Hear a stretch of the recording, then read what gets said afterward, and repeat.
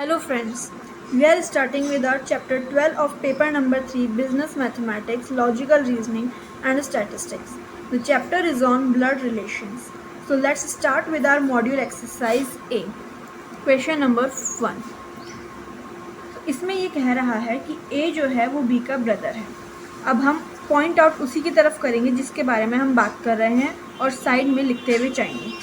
तो A जो है वो B का भाई है, C A की मदर है और D C के फादर हैं और E जो है वो B का सन है. अब यहाँ पूछा जा रहा है कि how is D related to A. D A से कैसे रिलेट हुआ है. तो D जो है वो A की माँ के पापा हैं. तो यानी वो A के क्या हुए, नाना जी. और नाना जी को हम इंग्लिश में क्या कहेंगे, grandfather. So the right option is C. अब ऐसे में गलती कहाँ हो जाती है एमसीक्यू में कि हम सोचते हैं कि A जो है वो D का ग्रैंडसन है और हम ग्रैंडसन पे टिक कर देते हैं. लेकिन नहीं, यहाँ A के बारे में नहीं पूछा जा रहा है. यहाँ पूछा जा रहा है कि D A का क्या लगता है. तो D जो है वो ग्रैंडफादर है. तो right option is C, not B. So now question number 2.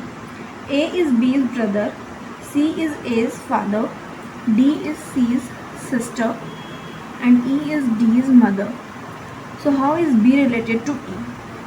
अब यहाँ लिखा है कि A जो है वो B का भाई है, तो यानी ये दोनों भाई हैं. C जो है वो A का पापा है, तो यानी इन दोनों का ही फादर हुआ.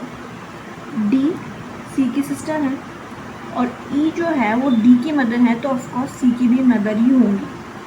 अब यहाँ पूछा जा रहा है कि B और E कैसे रिलेट हुए. तो B के पापा की मदर जो है E, वो B की दादी हुई यानी ग्रैंड मदर. लेकिन वहीं कन्फ्यूजन ये रहता है कि ग्रैंड मदर जो है राइट आंसर नहीं है. राइट आंसर है ग्रैंड डॉटर. बिकॉज यहाँ ये पूछा जा रहा है कि how is B related to E. B क्या लगी, तो B जो है वो ग्रैंड डॉटर है. The right option is A, granddaughter. Next आते हैं अपने थर्ड क्वेश्चन पे. थर्ड क्वेश्चन है A is B's sister, C is B's mother, D is C's father and E is D's mother. Then how is A related to D? A जो है वो B की बहन है और C B की मदर है, तो ऑफ कोर्स इन दोनों की मदर होगी.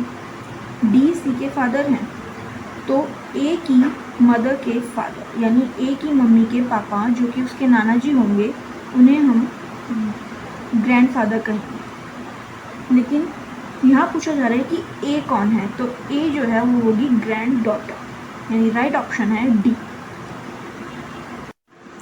So let's start with question number 4.